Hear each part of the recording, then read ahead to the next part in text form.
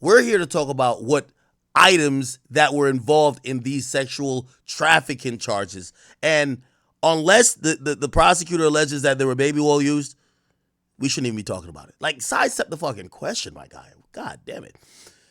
All right, hold on. Give me 1 second. We went over the lawsuit pretty much by this new woman.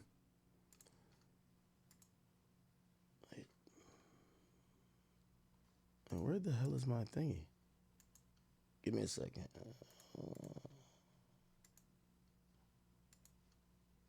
Where's my list? I had a whole list of shit. Okay. Oh, well, now everybody's saying that Justin Bieber was a victim. So that's what everybody's been saying. Bieber was a victim. I don't have legal guardianship of him, but for the next 48 hours, he's with me. So, and we gonna go full crazy. We're going crazy. Pop superstar Justin Bieber was once mentored by Sean Diddy Combs. Now, after Combs' arrest on federal sex trafficking charges, old videos are raising questions about Combs' interactions with Bieber. I take a closer look at their relationship through the years. Welcome to Crime Fix. I'm Anjanette Levy. For the last several days, social media has been full of videos of Sean Combs. You can't click on TikTok or X, All right, let's get to given that at least part of what Cassie Ventura claimed was... As soon as you turn 16, you know what I'm saying? I'm gonna let you rock this. Wasn't this a skit chat or am I tweaking? Right here? Yeah, this gonna be yours. So, every time you come to LA, it's a little dusty, but you know, come get the front shot of this. Man. And then out. Minute. Woo. Okay. We want to say I'm grabbing some All water. right, so I'm going to be driving this next year. Now, that video has been viewed more than 5 million times on Justin Bieber's YouTube channel. He was 15 at the time, and he was staying with Combs for 48 hours. You know, I have been given custody of him. You know, he signed to Usher. I'm signed to Usher. I had legal guardianship of Usher when you know, he did his first album. I did Usher's first album. Justin Bieber is now a pop megastar. He's loved by fans. Hey, chat, do you think it's unfair that y'all bullied Meek Mill into at least somewhat kind of addressing Diddy, but nobody's bullying Usher? I mean, in the midst of the Diddy stuff, Usher even went to Bali. I ain't gonna lie, this was flagrant. Like, this is wild. Usher, like, he went to go hang out with this nigga. You get what I'm saying? Like, that was kind of wild, right? So he didn't give two fucks. So don't you think it's kind of interesting that nobody's like is pressuring Usher to speak on these things? Where just everybody's just on Meek Mill's head? Start in the business through Sean Combs. He lived with him for a year when he was 13. And Usher talked about his time living with Combs on the Howard Stern show back in 2016. He was sent to what was called Puffy Flavor Camp. And you're going to go to Puff Daddy's. He's going in the 90s. Do you understand what that's like? Puffy's place was like just filled with chicks and orgying like nonstop, right? No, not really. I mean, but hey, it was curious. I got a chance to see some things. Yeah, but you were 13. What were you seeing? I went there to see the lifestyle. Right. And I saw it. And it was but I don't know if I could indulge and understand what I was even looking at. It was pretty wild. So nobody tried to, some woman didn't come along. I didn't say that. Okay. I want to tell you about a great free app. It's called Upside, and it will give you counts given what we know now. Justin, you ever seen the movie 48 Hours? Right now, he's having 48 hours with Diddy, him and his boy. They're having the times of their lives, like where we hanging out and what we doing. We can't really disclose, but it's definitely a 15-year-old's dream. What you want to do? What you want to do over the next 48 hours? 48 hours. Let's go. Let's just go get some girls. Let's go hang with some girls. A man after my heart. That's what I'm talking about. Now, let's be clear. This could have all just been a joke. But in 2020, Justin Bieber gave a tearful interview to Apple Music in which he talked about wanting to protect Billie Eilish from the music industry and the things that he had been through. There are other... Yeah, I heard about that video. Usher... Justin Bieber Billie Eilish. It was crying supposedly. What was that about?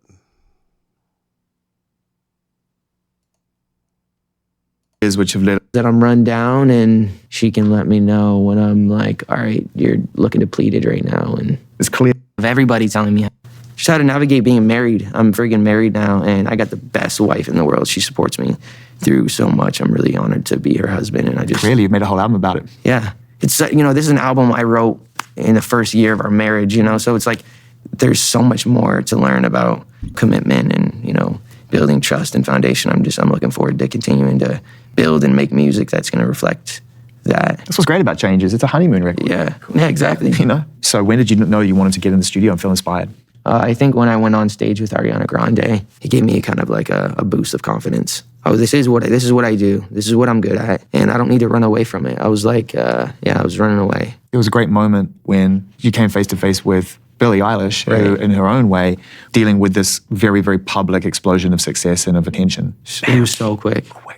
Yeah, and she's crazy. She's a superstar. What was going through your mind when you saw that kind of reaction? I wanted to protect the moment. I don't know how many opportunities I'm going to get. We never know how many opportunities we're going to get with anybody. I mean, I'm tearing up thinking about it, just with the Kobe situation, I just wanted to be a good example. And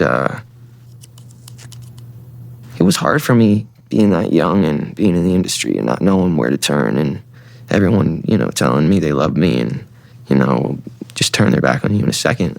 So if she ever needs me, I'm going to be here for her. But yeah, just protecting those moments, because people take for granted encounters, and I just want to protect her, I don't want her to go through anything I went through. I don't wish that upon anybody. Yeah, if she ever needs me, I'm just a call away. Do you realize how important the story is? Every time I have a conversation with someone who's been through this unique type of experience, I'm searching for some kind of truth that can help. I commend you for going there and asking the tough questions and the things that people don't want to talk about, and they don't want to go there because it's revealing, and I want people to take a look at my story, and hopefully my words can make a difference. You chose to make an album really hyper. Yeah, there is if you listen to this in context, it sounds like at first he's talking about possibly death and like how uncertain life is, and maybe taking things for granted, because he mentions Kobe. But then he also talks about people turning their back on him, and he talked about when, this industry, people turn their back on you. But then it gets into a little bit of saying, I just don't want you to go through what I went through. And it almost feels like there's some dark there that he doesn't really touch on, but his body language is really telling. Like he starts to have this like tearful, but he's also looking down the whole time, which makes you feel like there's some shame. And body language matters a lot. Like he's looking down the entire time. It feels like he's almost recounting something shameful. I just want to protect her, I don't want her to go through anything I went through. I don't wish that upon anybody. Yeah, if she ever needs me, I'm just a call away. Do you realize how important the story is? Every time I have a conversation with someone who's been through this unique type of experience, I'm searching. And it was hard for me being that young and being in the industry and not knowing where to turn, and everyone, telling me they love me and, just turn their back on you in a second. So if she ever needs me, I'm going to be here for her. But yeah, just protecting those moments, because people take for granted encounters, and I just want to protect her, I don't want her to go through anything I went through. I don't wish that upon anybody. Yeah, if she ever needs me, I'm just a call away. Damn, him saying I don't wish that on anyone. Looking at it, there's some dark about it.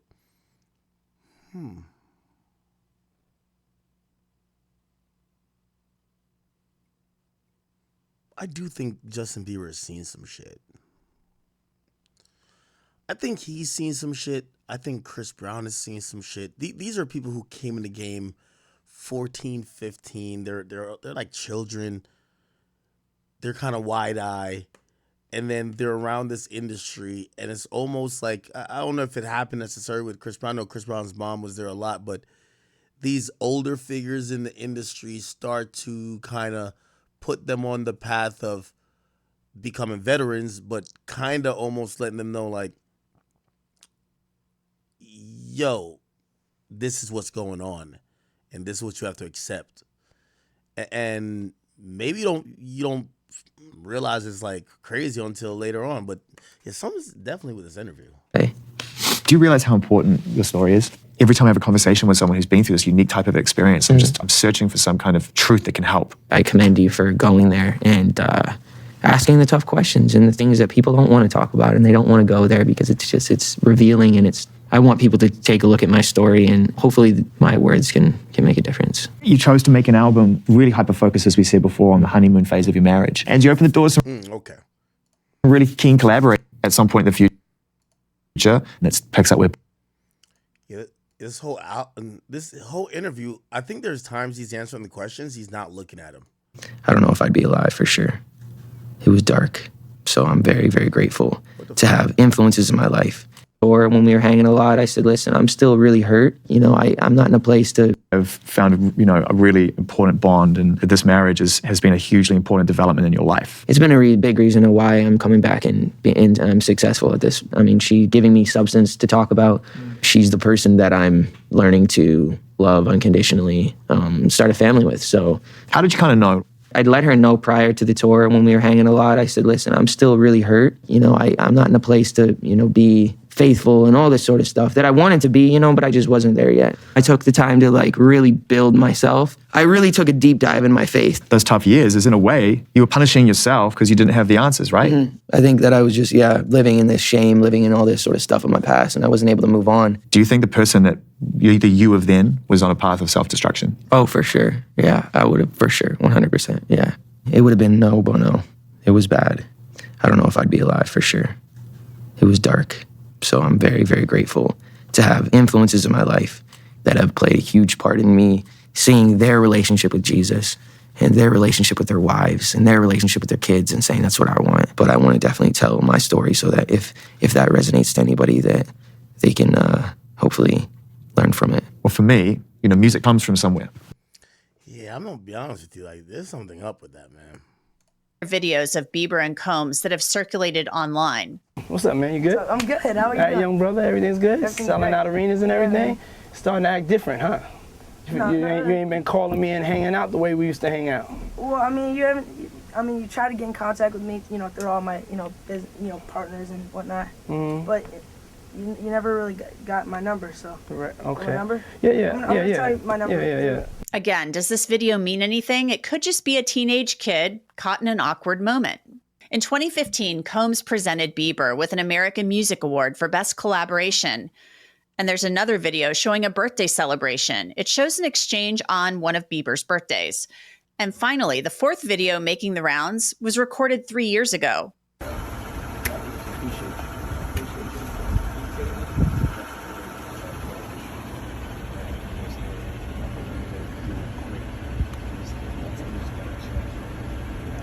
Why do people say he was patting him down like he's for a wire? Is that true? And finally, the fourth video making the rounds was recorded 3 years ago.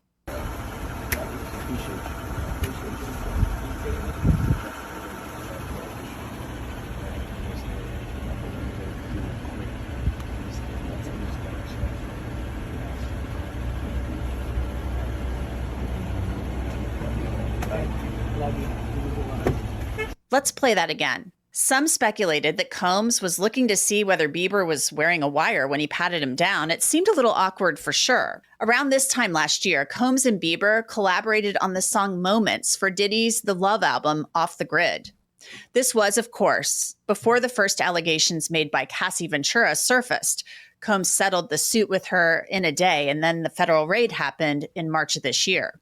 So far, Justin Bieber, like many people who know Combs, has been silent. There may be a good reason for that. He just became a father for the first time. A source close to Bieber told People he's aware of Diddy's arrest and the allegations, but added, it's not anything that he wants to focus on, though. The insider, likely Bieber's publicist, continued, saying Bieber's been in a happy bubble since baby Jack was born, and he just wants to focus on being a great dad and husband. I wonder where Usher stands on this. I do kind of wonder where even Justin Bieber stands on this too.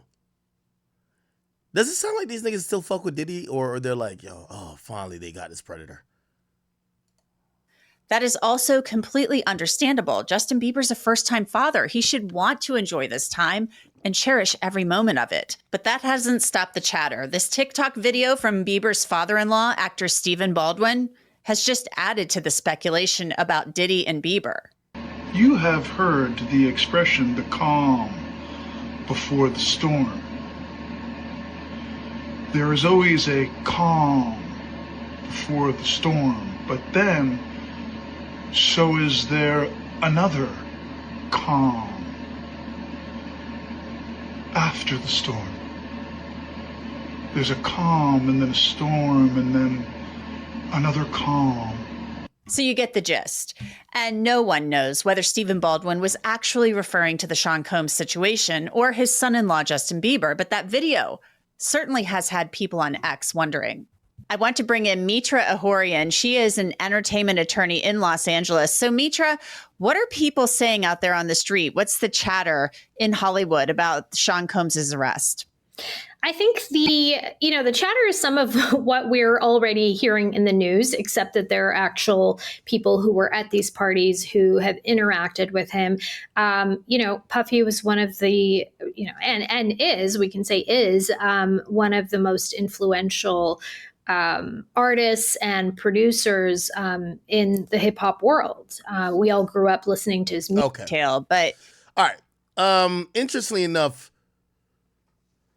that's the angle that I don't think Bieber is gonna speak on. I think something happened there, man. I don't know if they got fucked themselves by Diddy, and that sounds crazy, but I think if you ask me, I believe that Diddy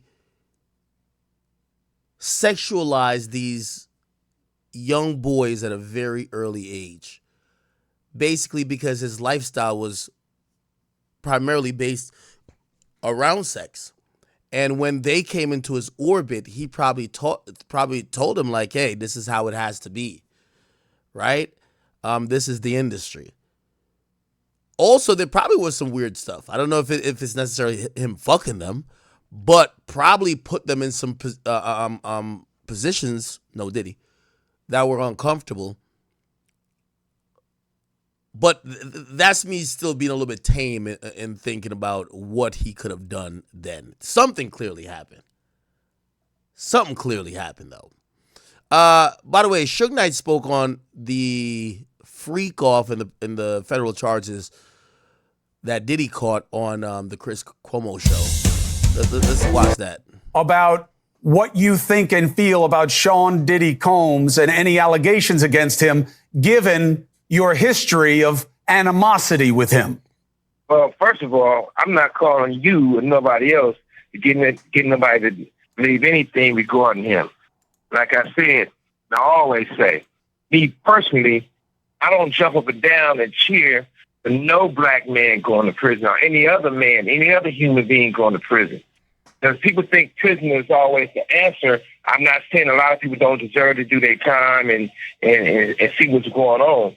But at the same time, that's not no cheerful thing, because when you look at it, that man have kids. Mm-hmm.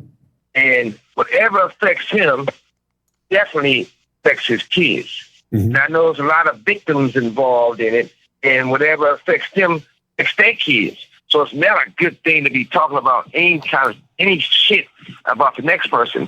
But it's not a gray area with me. And at the same time, Puffy didn't react or get where he got or doing those things or those allegations by himself. He was taught from people before him, and he did it to the younger people after him. And we can talk all day and say what's true, what's not true. Only true part about it is videos, conversations, and people can see what they've done.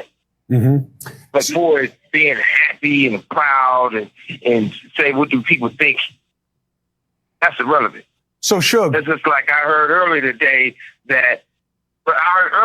when Ray J was talking to TMZ. I got love for Harvey, but I see Charles always got something negative to say when it comes to West Coast people. And Charles tried to make a reference to say that, how do I feel when I'm in prison?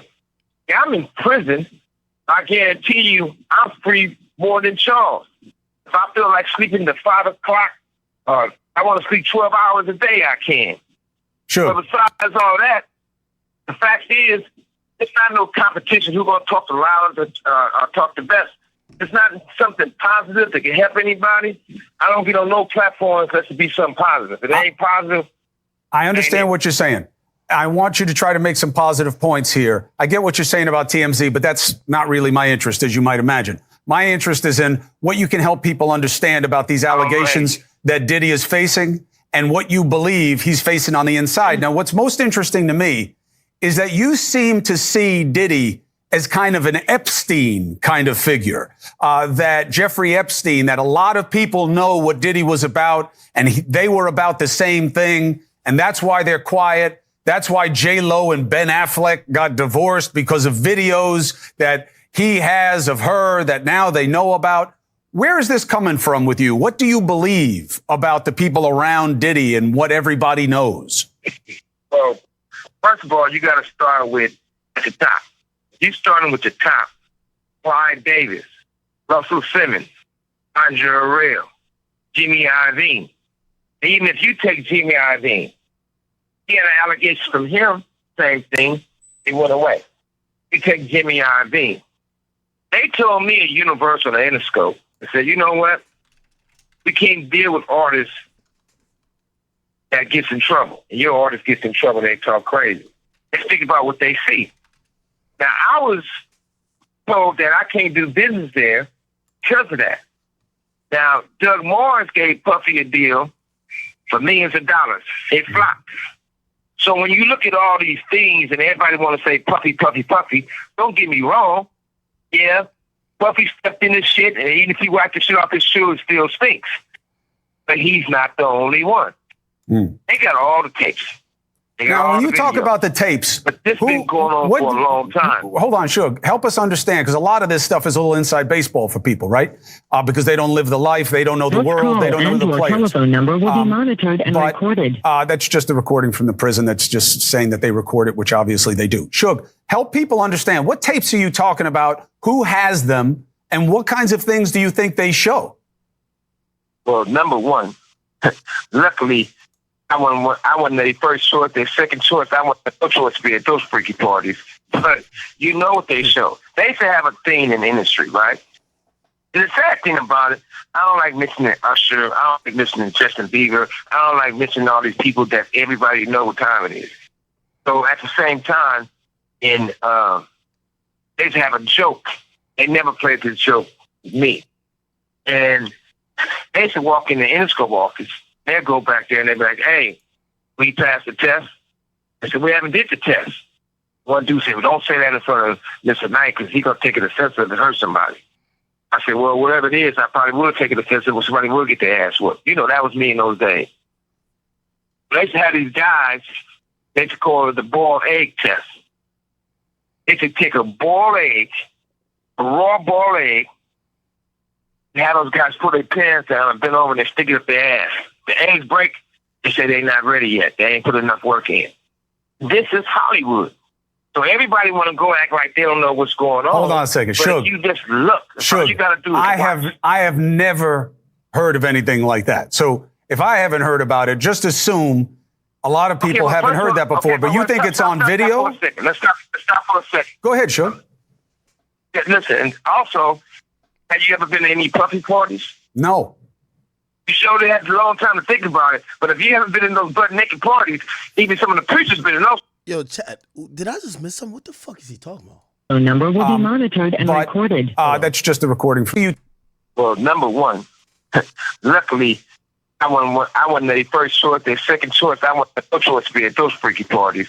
But you know what they show. They used to have a thing in the industry, right? And the sad thing about it, I don't like mentioning Usher. I don't like mentioning Justin Bieber. I don't like mentioning all these people that everybody know what time it is. So at the same time, they used to have a joke. They never played this joke with me. And they used to walk in the Interscope office. They'd go back there and they'd be like, hey, we passed the test. I said, we haven't did the test. One dude said, well, don't say that in front of Mr. Knight because he's going to take it offensive and hurt somebody. I said, well, whatever it is, I probably will take it offensive when somebody will get their ass whooped. You know, that was me in those days. They used to have these guys, they used to call it the boiled egg test. They could take a boiled egg, a raw boiled egg, and have those guys put their pants down and bend over and they stick it up their ass. The eggs break, they say they're not ready yet. They ain't put enough work in. This is Hollywood. Yo, so stop everybody it. want to go. Yo, stop it. Yo, stop it. Wait, they put a boiled egg up somebody's ass? And I guess, like, what? And if the egg break, that means you're not ready, which means your booty's too tight. You ain't get enough dick. Yo, that's crazy. Yo, no fucking way. Act like they don't know what's going on. Hold on a second, but Suge. you just look. That's all you got to do. I have never heard of anything like that. So if I haven't heard about it, just assume a lot of people haven't heard that before. But you think it's on video? Let's stop for a second. Go ahead, Suge. Yeah, listen, and also, have you ever been to any puppy parties? No. You sure they had a long time to think about it. But if you haven't been in those butt naked parties, even some of the preachers been in those parties, and they wasn't on their knees praying for God. See, they was praying for somebody to have come real quick or something. But I wasn't there, but there's proof of it. But at the same time, everybody want to look around and act like something going on that wasn't right. It's the facts of life in the industry, not for the people who don't get in. So everybody, you got to look at it like this. You see a beautiful woman or you see a handsome man, and it was like that all their life. From elementary school to junior high school to high school, if they forced to go to college, right? They always knew they had something special about themselves. If you take some of the Hollywood executives or some artists, they might have been the ugly duckling for a long time before they had the teeth sticks and lipsticks and nose sticks, all the work done. Underneath, they still the young people with no confidence because they've been that way all their fucking life. So all of a sudden, if you look at Puffy old pictures, don't look nothing like his new pictures. You know, shit, they didn't do everything. But Suge, just because he has plastic surgery, all I'm saying is, I'm not saying that you're wrong about rich people doing stuff to their face or whatever it is, but that's different than the allegations that are coming down on him. I'm talking about richer people. I'm talking about the difference. I'm talking about, okay, look at it like this. I look at real plain and simple. Ain't no whistleblower. Facts is there. But right now, I don't care if it's T.I., I don't care if it's Rick Ross, I don't care if it's Jay, I don't care if it's Snoop, I don't care if it's Game, I don't care if it's Dre. Nobody's stepping up on the fact that you know what's going on. Nobody's defending him. You're right. Guys at Interscope. You're right. Okay, and I agree with that, but I wonder if, what do y'all think, Chad?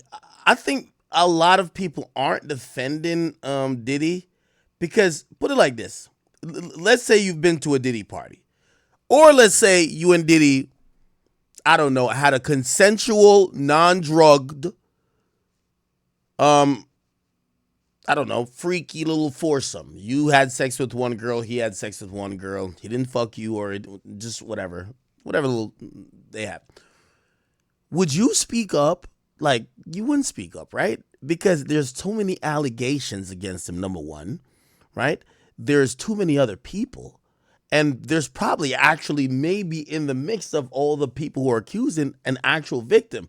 So when you speak up, it's like you could vouch for maybe your experience, right? Your experience with him, but you can't vouch for, and by the way, nobody wants to hear your experience, right? Because if your experience don't got nothing to do with any of the allegations, shut the fuck up. So maybe that's why people aren't speaking up. Or maybe people are like, nah, this nigga guilty. I don't know. You guys can be the judge. Nobody is defending him, but that's why I was interested in hearing your perspective. Hey, I'd like to say this too real quick. You got a woman that works for you is really incredible. You don't find too many people. I thought you were about to implicate her in the investigation. I'm just glad you're not implicating Dusty in the investigation, Suge, because I can't take that. She's not in the investigation. All right, but what I want to do for her is, I want to. Hey, look, I got to do this for her, but I want to turn her on to this clothing line called Girls Mondays to Sunday. Girl Monday to Sunday, and I'm definitely gonna look out for it because I buy a lot of shit for a lot of people from that place. But look. What I was basically trying to say is this: I respect your show and respect what you're doing, but most important thing is there's got to be a solution, because this has been going on in the industry for a whole bunch of years, for decades, and at the same time, you know, nobody wants this to be true, and it shouldn't have to be true. But if we don't fix it and do something about it, history will constantly repeat itself. Now, Suge, you said something early on that I want to get clarification for the audience. Suge, you said early on, you can't just look at Diddy in isolation. You said this was done to him. He learned from others, and it was done to him, and then he did to others. To me, that sounds like what I hear when people are talking about abusive situations, you know, hurt people, that someone was sexually abused, they wind up being a perpetrator. Is that what you're suggesting about Sean Combs, that he was sexually abused and he now sexually abuses? Yeah, I think that's absolutely right. I think he repeat what was done to him. And like I said, if you look at Russell Simmons, you know the truth. Andre Rail, you know the truth. Clyde Davis, you know the truth. Jimmy Iovine, you know the truth. So there's not certain things that all of a sudden you got. Yo, Acho Buzz says, yo, I know. He said, I know Suge Knight was proud that the egg didn't fit in his butt. Yo, well, that's what they should have asked. Yo, whose ass didn't fit it? The industry is a quick business. It's been like that for a long time. And the casting couch is real, but it's for women and men. But far from all that, I think the most important thing is I feel like they should let Puffy tell his truth. I'm quite sure he's going to expose a lot of people. I'm sure he's going to move forward with it. But I don't think it should be a situation like the Epstein thing where they found him hanging from the ceiling and dead for the truth to come out. Do you believe I think that the truth needs to be... Do you believe that Diddy is in danger in prison? And do you have advice for him based on what you just said? Well, the first advice I have, I don't ever want to say he's in danger, and neither should he say that. Because once he gets to the point where they feel he's going to be suicidal to himself, harmful to himself, once they put him on suicide watch, you have the rights to nothing. No socks, no drawers, no T-shirt, no blanket, no sheets. You asshole naked in a cell as a crazy man. So he definitely don't want to do that. And the other advice I would tell him, you know, maybe he should get on the Jewish diet.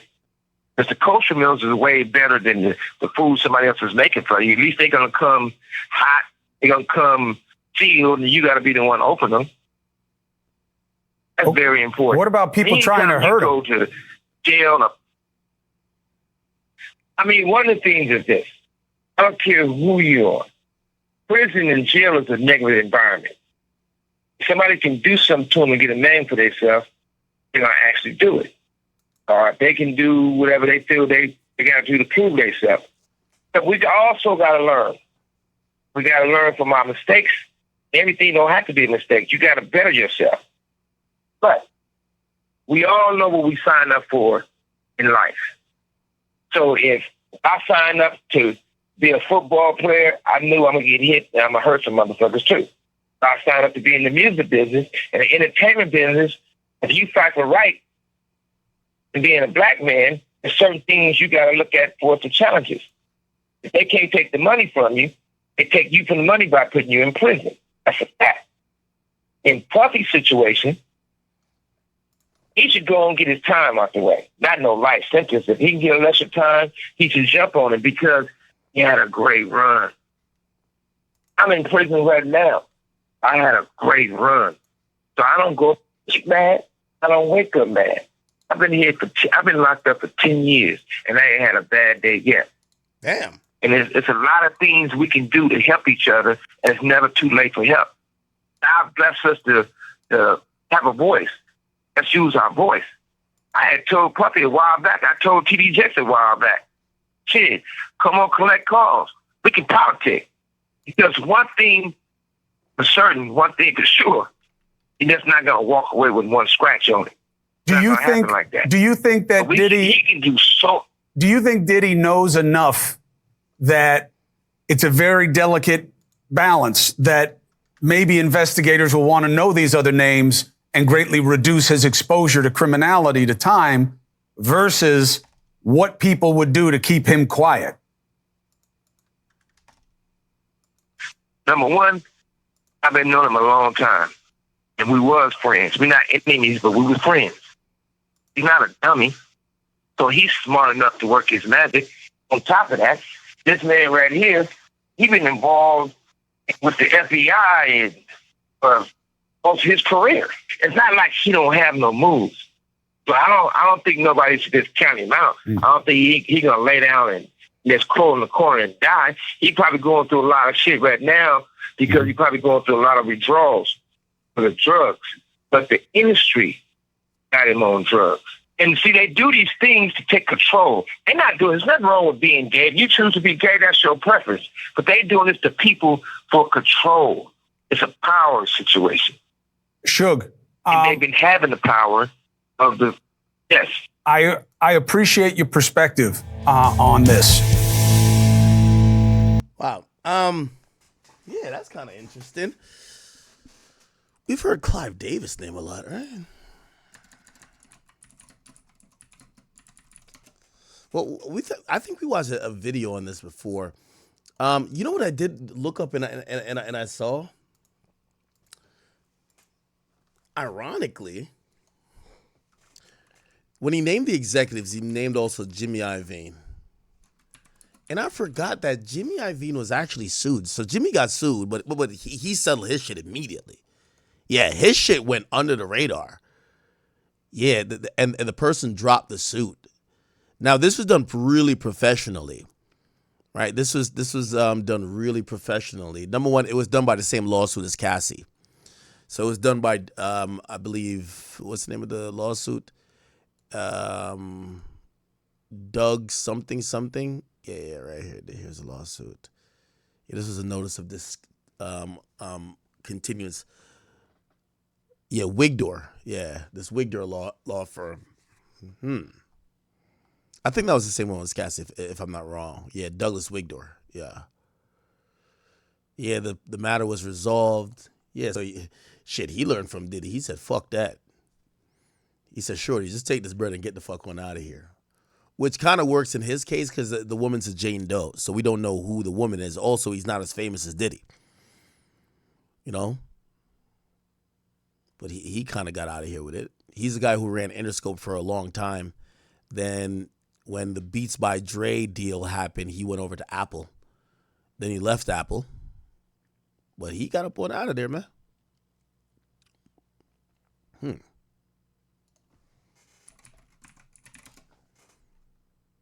I haven't seen no lawsuits that mentioned Clive Davis, though. Clive Davis, Diddy. Diddy reveals how what the fuck? We keep hearing that if Diddy could offer up this guy, he could save himself. You know, began to make its way out there was you were talking about your personal life, your kind of discovery of yourself and your bisexuality, and that was something that you had never discussed publicly before, and it was an important part of this guy's bisexual book, and it made a big impact. I wonder if you could say a little bit about, we've heard so many stories just here tonight. Not this guy, but like Clive Davis is bisexual. You're going to see him in a second.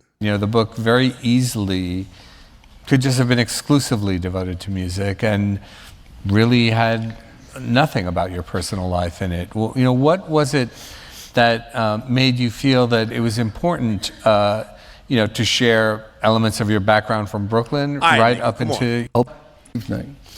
It became relevant to point out that other than you, Anthony, with whom I collaborated with and for this book from the very beginning, the publisher knew nothing about this. This was not in the treatment. This was not in the presentation.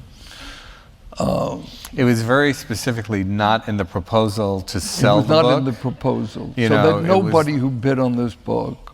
The editor of the book had no idea that it would be in there. No, this was not trying to get... All right, let me just speed this up. Sorry, Jim. My focus right now is Sean Combs because he's a trafficker. Most likely because he was victimized by his mentor, Clive Davis. Rumor has it, allegedly, Diddy got on his knees for Clive Davis in 1994. He got a boss too, and his boss name is Clive Davis. Clive run him. Diddy don't run himself. Some people question how Diddy became so evil. Well, it turns out he's just like his mentor, Clive Davis. This creepy man taught Diddy everything he knows, how to use people, take advantage of their body, and dispose of them when they aren't worth any more money. Clive Davis is a sick man, and we are exposing him in this video. So let's... Bruv, we back this up, pause.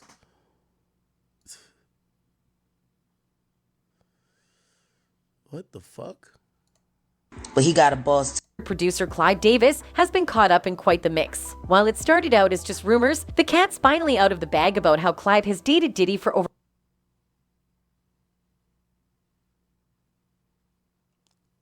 My buffering?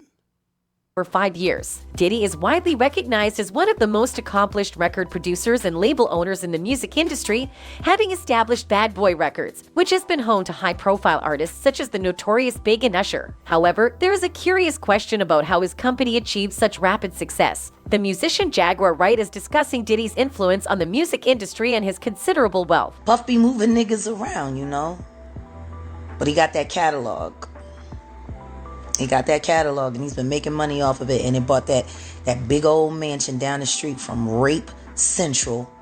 What was the path that led a 23-year-old rising star to the pinnacle of the music industry in such a short period? Perhaps the answer lies in his close association with a heavyweight figure, Clive Davis. Although Clive Davis has gained fame for his music productions, he is currently the subject of discussions regarding his romantic pursuits. Following 2 marriages and subsequent divorces, Clive embarked on a journey of self-exploration to determine if he could be attracted to men as well. I opened up myself after the failure of my second marriage, never having had anything with a man, to see, could I be attracted to the person and not the gender? As a result of this introspection, Clive came to the realization that his sexual orientation was not entirely heterosexual, contrary to what he had believed for the first 50 years of his life. And I did find that I could be attracted to a man, while I still am very attracted to a woman. Following this revelation, Clive made the decision to pursue a relationship with a man, feeling that this was the appropriate time in his life to do so. Then, in 1990, he entered into a monogamous relationship with an unnamed male doctor.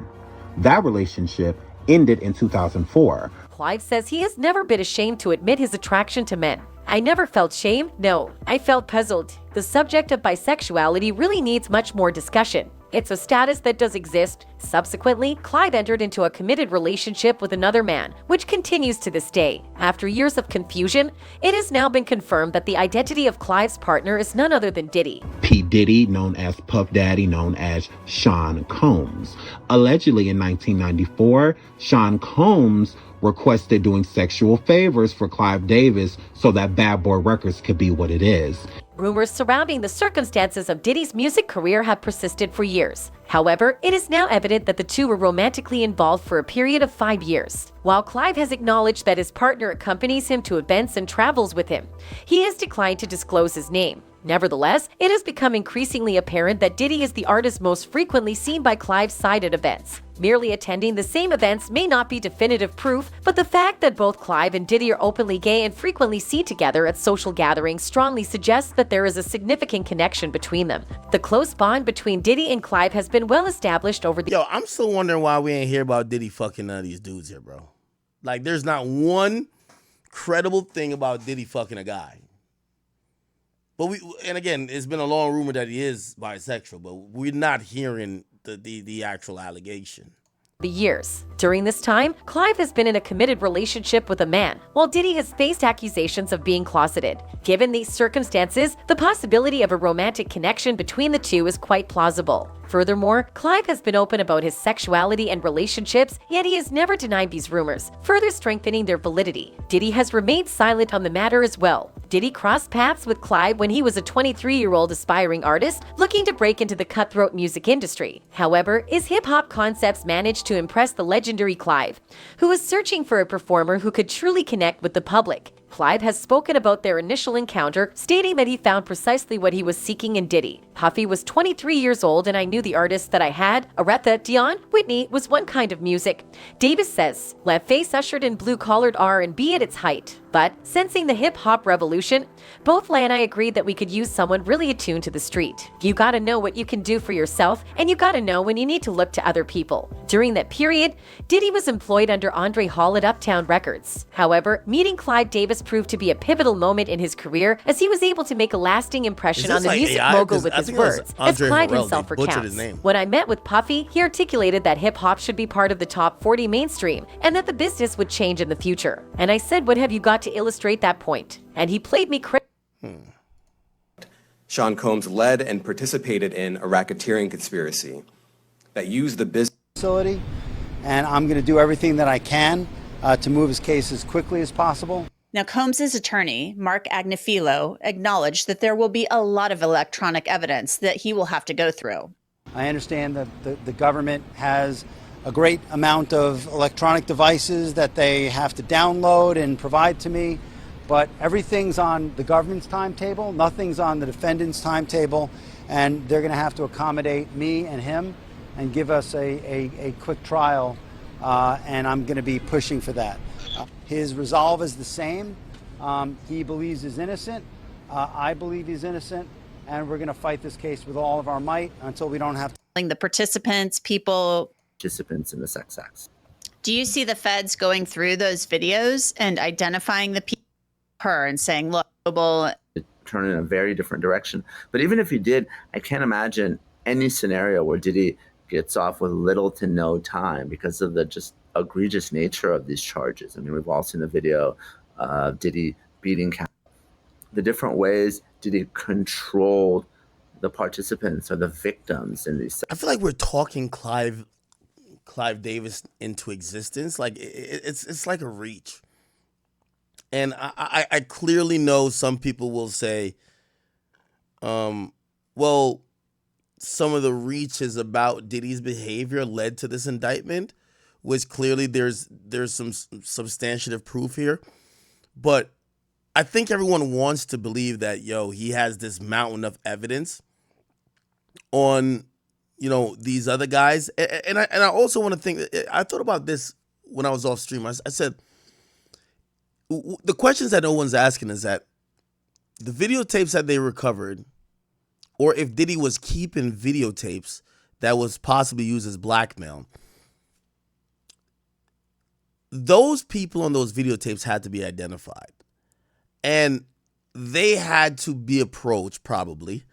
And maybe if some of them were co-conspirators or complicit, say people more powerful, for those people not to be named, they would have to essentially almost do a proffer with the government to flip on Diddy. You get what I'm saying? It's like they're not going to see Clive Davis or some other people on tape doing some of the same stuff that they're accusing Diddy of doing and not charge them. So it's like either it's just a bunch of victims on the tape, but if he has tapes that are incriminating that could, showcase other people more powerful doing crimes, that would be any of the sort of what we think that he's being accused of, those people are either going to have to show up in court and testify against him, right? Or or those people are going to be eventually charged. And here's the thing too. If I'm Diddy's lawyers, whenever I get the discovery, I would then make that a point. Hey, y'all are charging him for these sexual acts. Well, why is Clive Davis not charged? I'm making this up. Like, why is Clive Davis not charged if he's in this video that you're using as evidence? He's involved in the act. So I think that goes both ways, right? So it's like, we're going to have to ask the questions about if everyone believes, because this is the conspiracy theory, that Diddy has all these tapes on powerful people that he might use to embarrass him or he might use to get himself out of trouble, and they really raided the house to get the tapes to protect these guys. Is like, well, Diddy's lawyer is going to make a point. Why them niggas not charged? Remember, hey, listen, the ship's coming down. You got to take everybody with you, right? Yo, they on the tapes with me too. Why they not charged? So that's one. And the prosecutor is probably going to be like, yo, these guys going to have to testify against you or we're definitely charging them, even if they're just on one tape. So, I don't know. Sex acts. And obviously, one way could be blackmail or extortion by having the videos, but the other could be just brute force, violence, and intimidation. I think that's what the AR-15s were there for. Do you expect more to come out of this? Damian Williams said, we're not done. This is ongoing. And I think a lot of people maybe expected more out of the indictment than the 3 counts. I mean, they're incredibly serious, but we're talking about one victim in this indictment. We're talking about a RICO charge and then the transportation to engage in prostitution charge. So do you expect a superseding indictment with more charges against Sean Combs? And now I see Nancy Grace. Nancy Grace was talking about this shit. I remember everybody used to be watching Nancy Grace. Breaking news tonight. Diddy boo-hoo. What the fuck? Sean Puffy Combs behind bars. What is his life like? This as Diddy whines, trying to get transferred to another, more cushy jail. This as charges seemingly mount. Good evening. I'm Nancy Grace. This is Crime Stories. Thank you for being with us.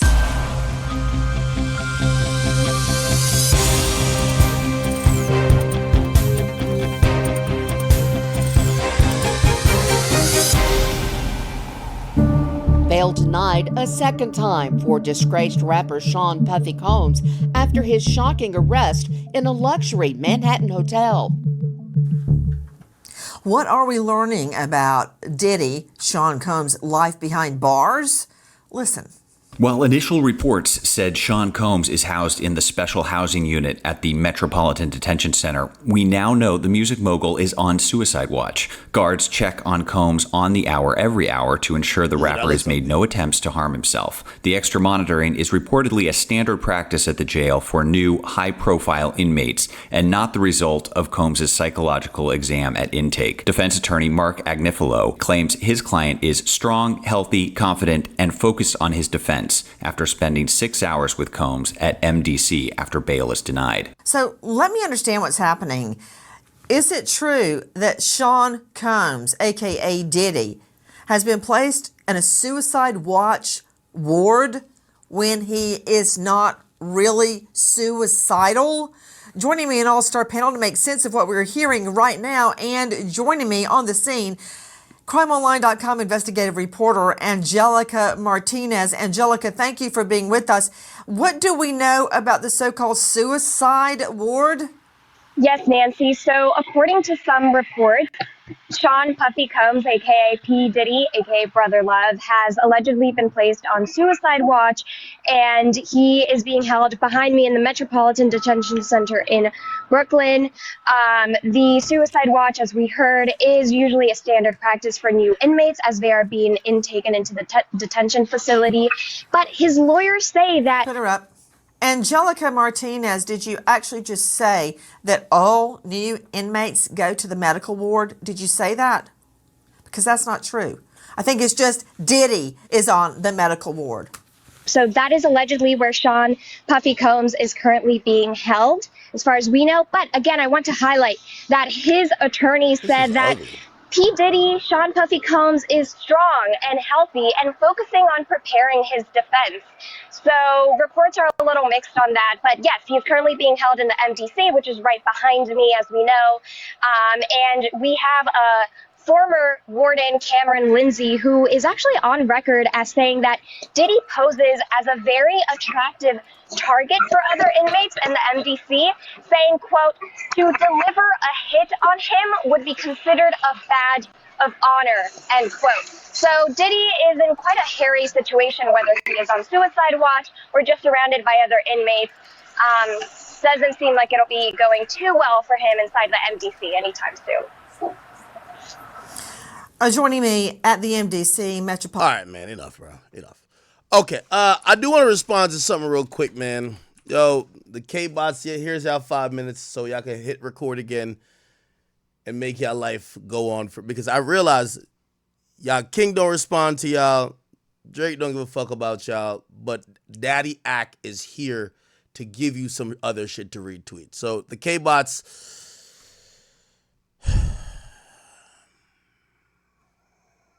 What's this guy's name again?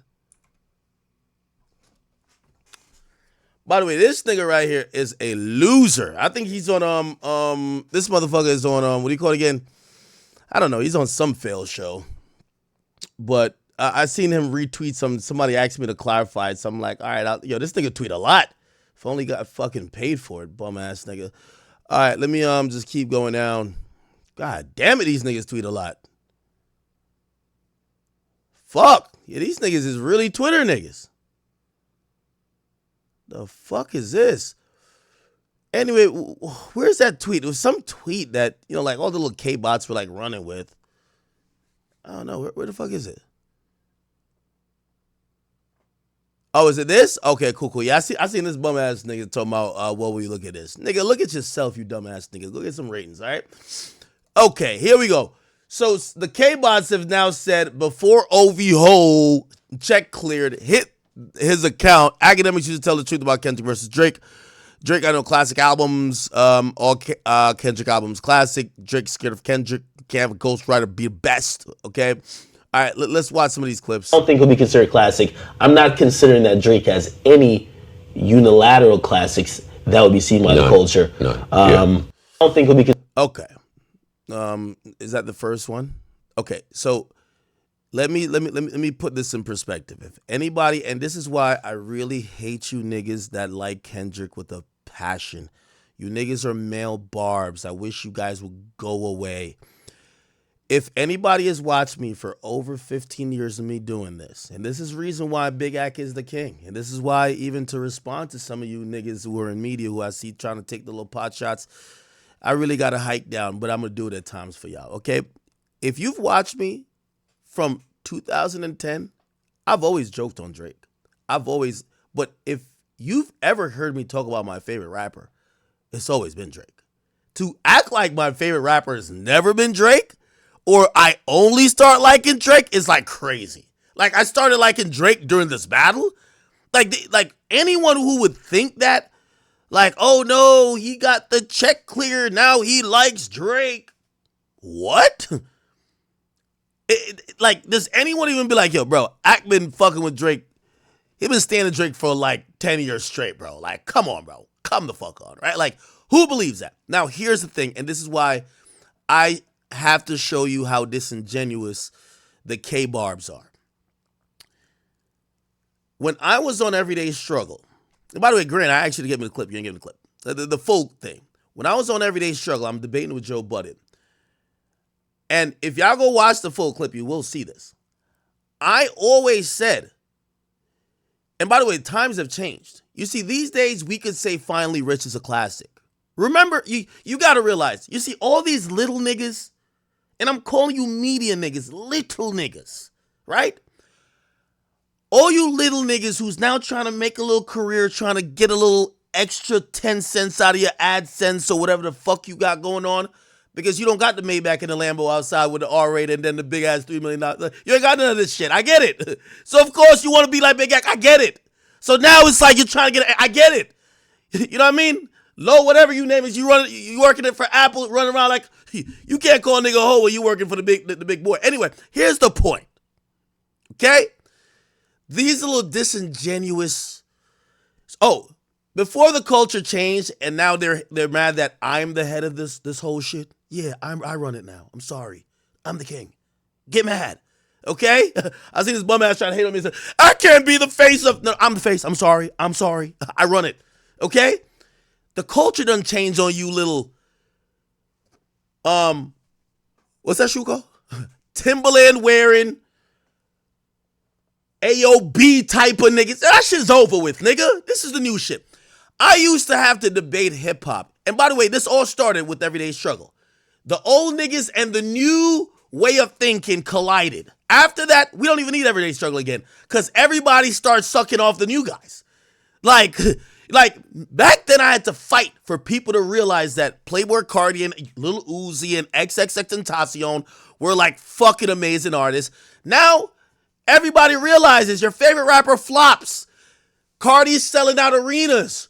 Uzi is a fucking superstar. The nigga who's on your own show, you bum ass nigga, low key or whatever your name is, stick to Twitter. The nigga who's on your own show used to play Uzi like he was a bum. Uzi's one of the biggest artists in the culture. So let's go back to this little clip. I used to have to debate with Joe Budden, a guy who, by the way, you know, Joe is absolved from all this. Joe's my guy. And also Joe has realized that there's some errors of his ways too. Period. Does it say period? Here's the thing. When I was debating with Joe, I would have to do a disclaimer. What's a cultural classic? A cultural classic was an album that everybody respected as a cultural classic. For example, you heard, like, niggas used to give the lame ass list. I remember I used to start because you wanted the respect of these like hip hop elitist niggas. The only thing they considered classics were like, yo, it's Reasonable Doubt, Illmatic, son. Yo, we're talking about Get Rich or Die Trying, yo, son. Yo, you talking about Rakim's album? Bruh, fuck out of here. I remember the first time telling niggas that Love Is Rage was classic, niggas was gonna blow a lid. I remember telling niggas that Chief Keef finally rich. Niggas thought I was speaking gibberish. But look up. 10 years later, it is a classic. And look up. Who's the king? Me. The fuck? So again, I think I won. I just want to tell all you media niggas this. I think I won. All of you niggas hated on the newer people that when I was on Everyday Struggle, I would have to make weird caveats like saying, hey, Drake has no cultural classics because you bum ass niggas was hating on Take Care. I always said it's a personal classic because you old niggas who never grew up and still think we're in the 90s. Yo, LL finna drop, son. Good luck, bum. Okay? I used to have to say, oh yeah, this is a personal classic. Fuck out of here. The reality is Drake is the greatest rapper of all time, and everybody now accepts that Take Care is a classic. Even the old ass niggas accept that Take Care is a classic. Back then, even up till 2017, which we did the show, it wasn't accepted culturally. And by the way, culturally, Kendrick's albums were always accepted as classics. Why? He's not singing on half of them. He's just rapping. He's a West Coast nigga who's primarily rapping about cultural shit. It's easily certifiable as a classic. To have the conversation then about complex albums, like for example, when you listen to an album, we don't have to do, like we could go to 17 by X. It would just sound crazy to say it was a classic because the majority of these older niggas that had platforms that kind of mattered, but y'all do look up now, right? You know what all these niggas do? All they got to do is just keep reclipping my stream. You know why? We get more people watching simultaneously than watch their entire broadcast for a week. So I get it. So again, all I'm trying to say is I'm happy that hip-hop changed. It was a changing of the guards. So back then I used to have to do a lot of, well, Drake album is a personal classic. No. It is a classic. Uzi's album, Love Is Rage, one of the greatest albums ever, is a classic. I'm sorry. Get over it. X dropped 2 classics. Chief Keef Finally Rich is the epitome of that conversation. Because people used to just look at Keef as like this guy that didn't... Yo, you remember when like everybody started dick riding Keef after a while? They're like, oh yeah, he is really influential. But you know niggas used to say he was garbage, right? Like straight trash. They used to act like he's Basura. But after a while, they realized he fucking influenced an entire generation. They kind of like allow it. But all I'm trying to say is to everybody who was in that camp, we got you niggas out of there. The niggas who's tweeting all day on Twitter, you're going to have to react to this. We don't look at what you got to say, okay? You niggas, we got out the way, okay? Big Eye came through. Listen, at first, Tupac got that saying. Shout to Pac. At first, I was trying to get in the game. I was like, yo, Ebro, you could give me a meeting? You could. Nah, he was like, fuck out of here, nigga. We don't fuck. I said, all right, cool. I'm just going to kick the door open, and I'm just going to renovate and make my own house. Y'all realize what's going on now, right? I'm number one, just looking at the rest of y'all. That's how it works. So, again, until the point when I become y'all and somebody else is just kicking me out the way, shut the fuck up, okay? I just have to say it. I'm sorry. For you K-bots, Drake's album's a classic, but this wasn't even just how I treated Drake. I did that with Uzi. I did that with other albums of the newer generation that these old gatekeepers in how they were thinking, the culture, everybody quickly said 444 is a classic. But of course, if you had a Future album, it's like, is that a classic? There's no bars on this. Yo, how could Dirty Sprite be a classic? After Future is like the biggest artist in the game, those same niggas are sucking him dry now. Oh yeah, it was a classic. Yeah, it was a nigga back then. Y'all were not saying that. It was a certain section of people saying that. Matter of fact, y'all used to act like it's blasphemous to put Future in. I remember arguing with Nick, one of the most infamous. Well, y'all wouldn't give a fuck. I remember arguing with people about how good Future was, and I remember them bringing up Jay-Z. What the fuck this got to do with Jay-Z? Remember even when Jay-Z, like, the times has just changed, my nigga. That's the thing, okay? So that's the first point. All Kendrick albums are classic. Listen, I'm not no flip-flopper, and I'm not no hater despite the K-bots, okay? Yeah, the K-bars. Good Kid, Mad City, classic. To Pimp a Butterfly, I've always said that's not a replayable album for me. But if I was viewing it in the eyes of a critic, that is actually a classic. It's actually a better album just critically than Good Kid, Mad City. Enjoyably, fuck no. But it's a like you could tell, like if you're a hip hop critic, yes. Now, does anybody play the album? No, but cool. So culture classic, yes. And by the way, I still say it's a classic. Yeah, it's a classic.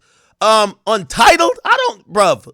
The nigga dropped an album with a bunch of unnamed songs. Fuck that album. Like, niggas is talking gibberish. What comes after that? Do we get Damn? Damn classic. Damn is a classic. Damn's classic. Mr. Morale, I won't call it a weed plate, but that's that nigga therapy. Like, he had to go vent about his mama being a man or his grandma, somebody being somebody. Okay, I don't know what it is. Whatever the fuck that is, okay? Still, it's not bad. It's just not classic. It's not bad. It's just not classic. Nigga did a therapy album. I'm not into therapy albums, okay? And I really think his thing is the we'll go and be all right type shit. So Kendrick got 3 classics for me. Good Kid, Mad City, To Pimp a Butterfly. I think that's the critically acclaimed type of joint. And then we got Damn, right? I could go down the list with Drake. You want to do Drake? Take Care, classic. Nothing Was the Same, classic. We're gonna skip If Your Renus Is Too Late, even though I think it is classic, but that was a tape. Views, I like to believe that Views is classic. Views reminded me of an attempt to recreate his last attempt to recreate Take Care. Okay? More Life, even though I'm gonna still count it, even though Well, I guess I should count If You're Reading This. If You're Reading This is a classic, but it's a tape. But so it's not an album, it's a tape. So we have Take Care, If You're Reading This, both classics. No, Take Care, Nothing Was the Same, classics. Nothing Was the Same, low-key, might be his best album, even though Take Care has a special place in my heart. If You're Reading This, classic.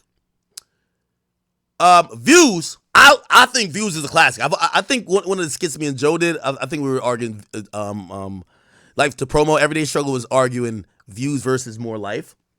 More Life to me ain't a classic. Like, I'm sorry, just too much other niggas. Too many of them niggas on the album. Too many. Like, I was spoiled at that time. Drake albums used to just be Drake. Drake didn't have like 5 niggas feet. When I looked, that was the first time I looked up, I said, Young Thug? What the fuck is Young Thug doing on this guy? And by the way, Young Thug is a legendary artist. But I look at him, Young Thug? You know what I'm saying? Now, cool. What else? What happens after that? Scorpion. Scorpion to me is a classic. I don't know which fingers I'm at yet with the classic, but Scorpion to me is I love Scorpion, honestly. After Scorpion, we get CLB. Scorpion CLB. Really good. It's Dick Ryan if I say everything a classic. It's really good, but nah, I wouldn't call that classic. After CLB, we get Honestly Nevermind. That's not even a hip hop album. After that, we get Her Loss. Honestly, I don't think that's if I'm comparing that to collab albums, I don't think that's a classic collab album. And I think we might have to say that I prefer What a Time to Be Alive. By the way, I skipped What a Time to Be Alive. Damn, Drake dropped a lot of fucking projects. I skipped What a Time to Be Alive, but Her Loss isn't a classic. Good, but not a classic. What a Time to Be Alive, I think it is. Or maybe it's just age, like appreciated with time, given what's happened since and given the run that Future was on. Let me see what happens after that. Then For All the Dogs, I think good, not a classic. So me, if you ask me, Drake's last classic is not For All the Dogs. I think Scorpion. Like classic, yeah. Scorpion. Yeah, CLB pretty good.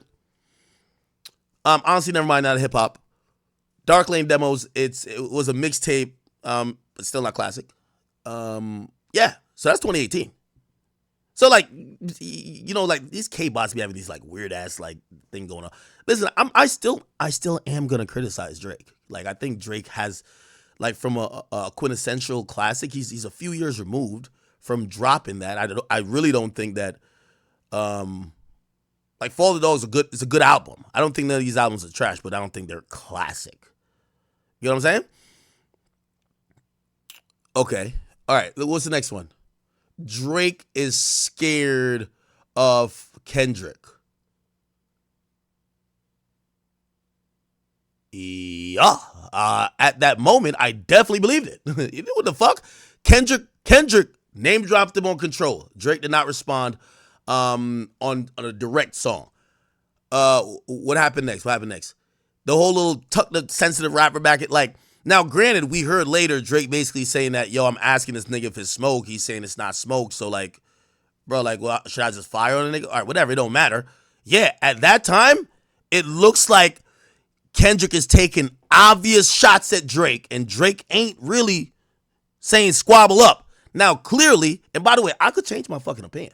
Clearly, when we get to 2023 or 2024, this year. So when we get to this year, Drake's like, at least initially, right, before the battle starts, yo, what's up? Let's get it on. But before, I definitely thought that I was like, yo, I think Drake is smart. You know, this nigga Kendrick is a little bit cloud chasing, but he's a little bit more shrewder than these other guys. So I don't give a fuck about saying that.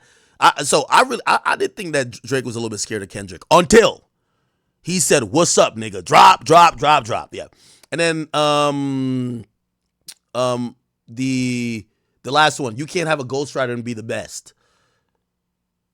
Well, it depends on what we're talking about. I did say Drake isn't we created 3 lists. I have a best artist list, I have a best rapper list, and then I have a best MC list.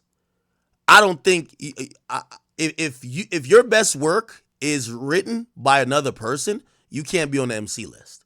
Now, Drake is on my MC list because the majority of the works that would qualify him to be on there are these timestamp records, which we've never heard a reference track for. Yes. So, and by the way, and even then, I have Kendrick higher on my MC list than Drake. That's a fact. I have Drake as the best rapper ever.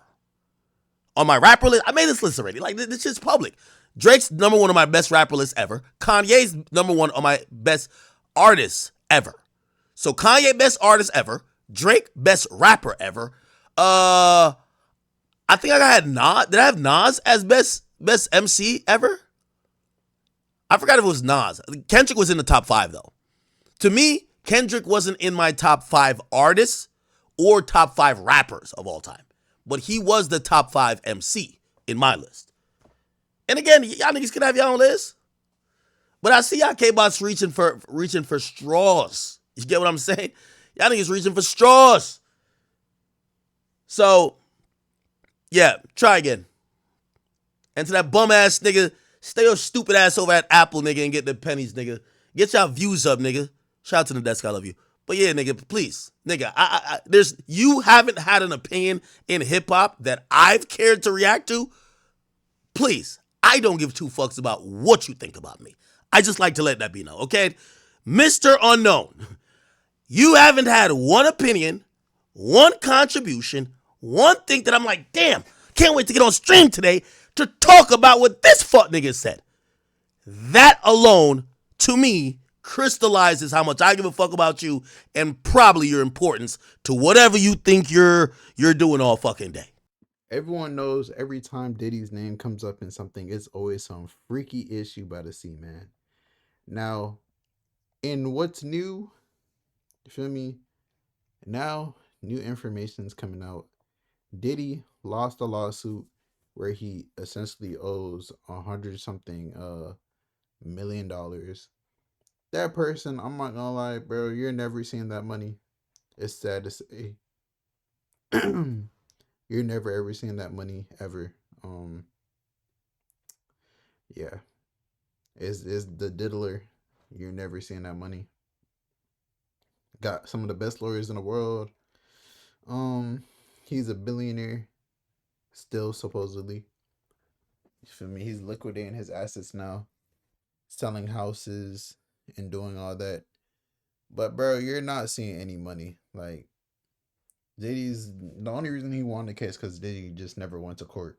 That's it. But it's your boy Big Act News. Make sure you like, comment, subscribe, and let me know how you guys feel about everything. And I'm out.